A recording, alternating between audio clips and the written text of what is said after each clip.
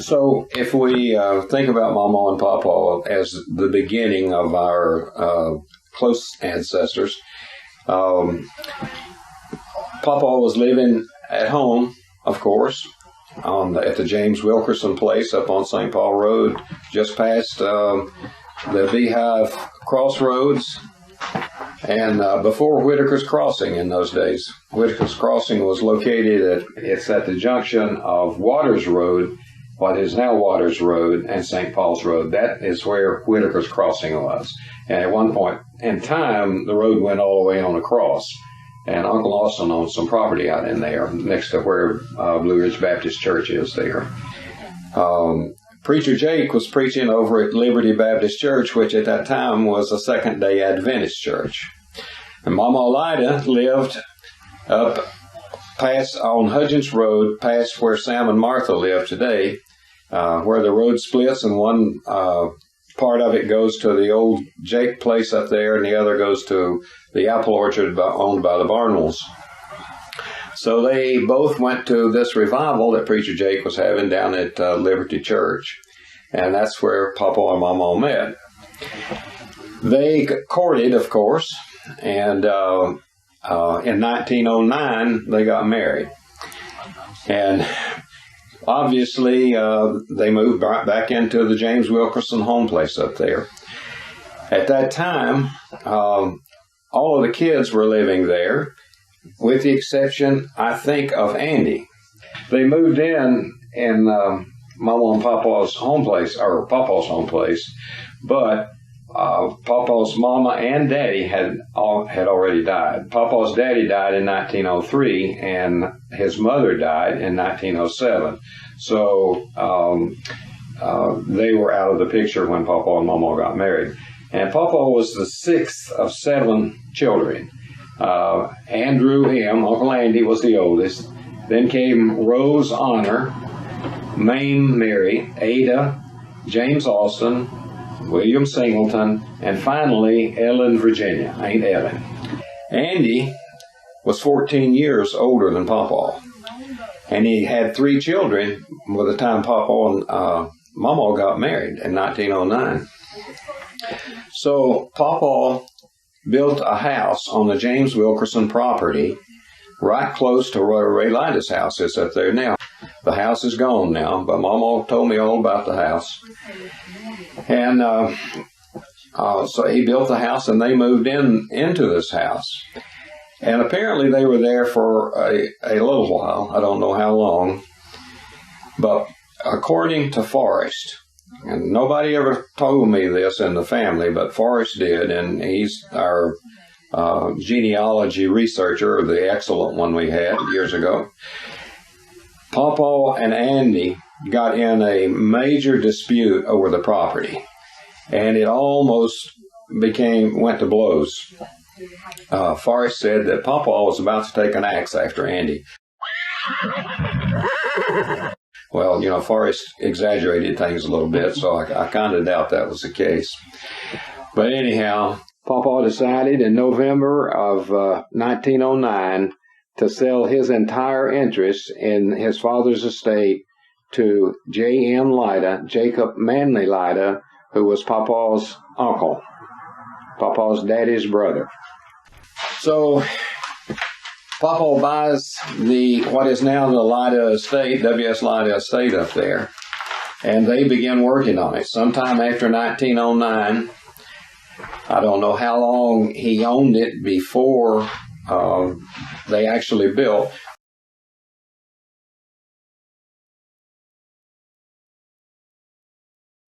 So Mama and Papa moved into the house in, I guess, December of 1922, and Gladys was born in February the 18th of 1923.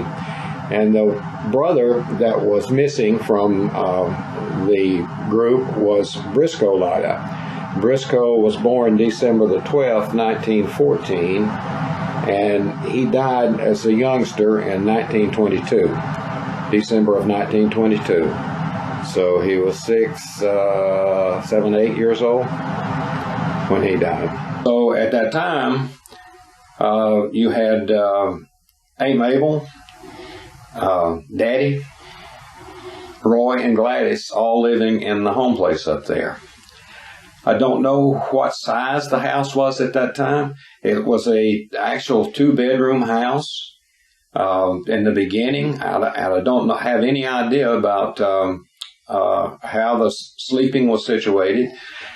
But there was a big living room, and then there was the sitting room where Mama and Papa sat later in the years after the kids were grown, and then they had a bedroom off that sitting room, and there were 2 beds in that bedroom. What, Gloria? Honey, I was just telling Marcia that the bedroom was tiny, really. Very tiny bedroom with 2 beds in there. But that's where she always sewed. So, Machine. Papa was an excellent carpenter, as well as a farmer, and he built a lot of the homes in the community. Was a part of building. He may not have done all the building. He worked on Mount Moriah Church, all kinds of buildings in the community, and he got to a point where he was down in his back. I don't know if he got hurt doing something on the farm, or if he got hurt in construction, but anyhow, he was down in his back. And there's a mortgage on the place, and they were about to lose it because he didn't have the money to pay the mortgage. So Daddy, at that time, was 15 years old, was in the 10th grade. He only had 11 years of school at that time. Daddy quit school and went to work with the state highway on the bridge crew. The bridge crew met down past Huntsinger's store, on like you're going over, Pace Road? Just a little ways past where the sawmill used to be down there, Pack Sawmill used to be. There was a shed up there, and that's where the state highway people would meet. Well, Daddy, at that time, 15 years old, what would that be? He was born 1927. There were very few vehicles. He, of course, didn't have a vehicle. So he would walk from the home place up here all the way to the shed there to meet the people. Walk out by Huntsinger's store and down Pace Road over to the shed there. And then after the day was done, he would walk back home. And that went on, of course, until sometime, and I don't know when, Daddy got his first car. I remember Roy talking about seeing Daddy go down St. Paul Road towards Flack Hotel, and he thought Daddy was going to wreck down there because he was going so fast to go around that curve. So I'm sure that was some kind of an A model along about that time. But Daddy worked with the bridge force when he first started. And, of course, he passed back and forth by Huntsinger's store, like I say, 2 times every day. Well, when Grandma Edney died, Papa Edney, great-grandpa Edney, Cal Edney, had a home right at the corner of Pace Road and 64, just across the road there from Huntsinger's store. So, when June Edney died, 6 months later, Cal got a mail order bride and brought her here and married her. And they got along real well for about 6 months, and then they got into an argument, and she hit him over the head with a stick of stove wood. This is according to Uncle Kermit Edney. Hit him over the head with a stick of stove wood, and he lawed her off the place, as Kermit said. Lawed her off, meaning he ran her off, I guess. So, Great-Grandpa Edney was alone in this big 2-story house. Nice, very nice place. Really nice place. So he convinced Papa Edney to move in with his family, bring his family and move in. So they moved in and lived with Papa Edney there. Mama used to tell all kinds of stories about Great-Grandpa Edney telling her to come in and talk to him. He wanted to talk to her. He was a typical Southern gentleman-looking person. Now, whether or not he was a Southern gentleman, I don't know, but he looked like what you would envision as a Southern gentleman. And he would talk to Mama and have big conversations with her, but he was a typical chauvinist male. He wanted his dinner exactly when he wanted it. He wanted everything to revolve around him. And Kermit tells the tale of gathering walnuts one year while he was living there. And he put them in the smokehouse. And Great-Grandpa Edney found out about the walnuts being in there, and he put a lock on the smokehouse so Kermit couldn't get his walnuts. So Kermit, being the smart guy he was, went around to the back and dug a hole in the where the walnuts were at the base of the shed, smokehouse or whatever shed, and the walnuts rolled out. So he got all of his walnuts out and fooled Great-Grandpa Edney. He didn't have a lot of respect for Great-Grandpa Edney, and I think a lot of it was because Great-Grandpa Edney had a mean streak in him. But anyhow, as they were living there, one day, the house caught fire. They got out with just the clothes on their back. Barely got out. No way to put it out. Of course, this was in the 1936, I believe it was. 1936. No fire department. No way to get water to the place. So the house burned to the ground. And Daddy and Mama had run into each other, and at Hutzinger's store, apparently. Nobody ever told me that, but I would imagine that's how it came about. And Daddy took Mama and bought her clothes to replace some of the clothes that she lost. She only had what was on her back. So once that house burned, there was another house down below, down closer to the cemetery there on Pace Road. And the family moved in down there. Kermit said that they came the closest to freezing to death in that house that he had ever been in his life. It was a small house, and they were all packed in there together. Well, Mama and Daddy got married in 1937. And they, of course, moved back in, as was customary in those days. They moved back in with Mama and Papa Lyda. And at that time, when they moved in, I think Aunt Mabel was away at school, either at Appalachian, more than likely. So it was Gladys and Roy and Mom and Daddy, and then along came Wayne, not long after they moved into the house. And Roy tells the story of Wayne being a colic baby, which Mama told me, and he cried all the time. And Roy used to jokingly talk about how he could never get any sleep there because Wayne cried all the time. So Daddy was still working with the bridge force, and ever so often he would get a job. They worked in the 14 counties, I believe it was, of western North Carolina.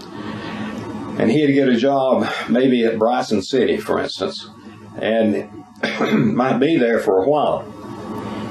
So Mama would go up there and take Wayne, and they'd go up there and live with him and stay along there.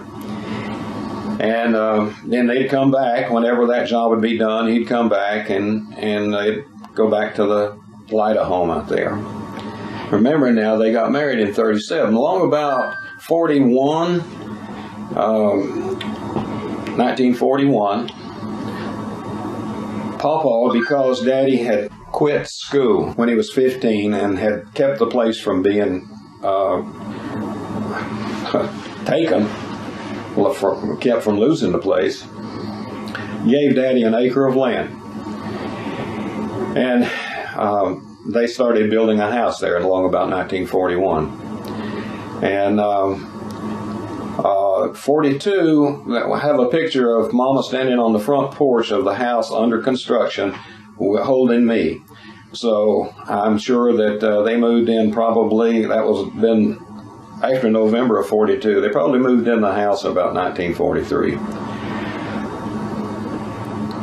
The house was wired originally by Uncle Austin for electrical outlets in there. They probably put in about 5 or 6 in the whole house. So when they moved in, Mama and Papa had electricity out at their house by then. And so they ran a line from Mama's and Papa's out to Mom and Daddy's.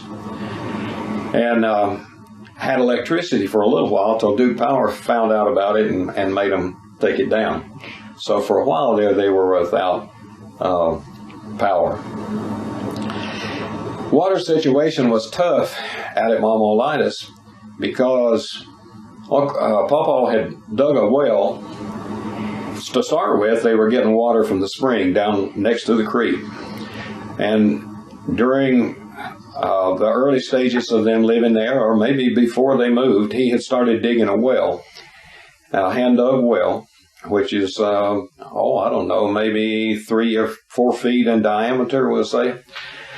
And he had continued digging this well until it got down about 80 feet deep. And the last time, every time the water would run dry during a dry spell, he'd have to go down there and dig down a little bit more and until he got into water. Last time he was in there, he hit methane gas, and they almost couldn't get him out. They had a rope and the pulley and thing up there that they used to get the dirt up, a bucket, big bucket on the end of it, and that's how they'd fill the bucket up with dirt, and then they'd roll it up and dump it, and that's how you got in and out. You would stand in that bucket, and they'd lower you down, and then when you got ready to come out, you'd get in that bucket, and they'd roll you back up. Well, they just barely got Papa out of the well. He almost died in that well. So they basically closed it off. That was the end of the well. They cemented a cover on it, and so they had to revert back to the spring water down close to the creek. At that time, they were having to carry it. They'd take a bucket in each hand and go down there and get a bucket of water, and they were having to use that for everything except rainwater, for the animals and stuff. And that spring was probably, maybe 150 feet or so from the house, right straight up the side of the hill. And you'd have to stop sometimes carrying 2 big pick buckets of water. Get kind of heavy by the time you got to the top of the hill. And this kept on until they finally were able to put in a pump at the spring house down there and get water up to the house. Well, when Mom and Daddy built out there was no water on that acre of land.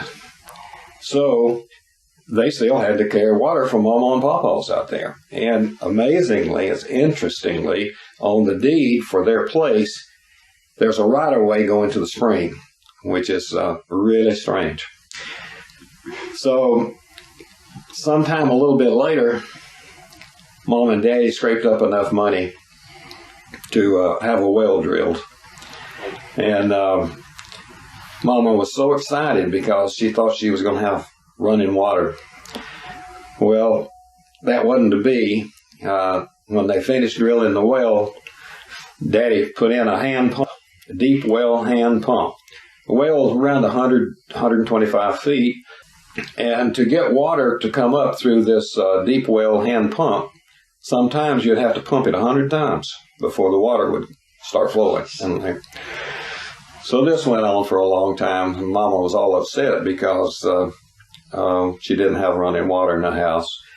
But a little bit later, a few years, I guess, it went on. I remember the pump well. Daddy was able to afford to get a pump and put water in the house. So that's what they did. And that's about the end of phase 1, I guess. Do you remember what year they got water about? No, I don't. I can't. I remember when it was put in. I remember going to Asheville to Sears right across from where your body shop place was there. Sears had a warehouse there. And we went over there and got the plastic pipe, and the pump, and put it in. And I can't remember, save my life, what year it was. I was probably, I don't remember much before about 7 years old, 8 years old. I can't really remember anything prior to that. So I would say probably I was around maybe, 8 or 9 years old, something like that.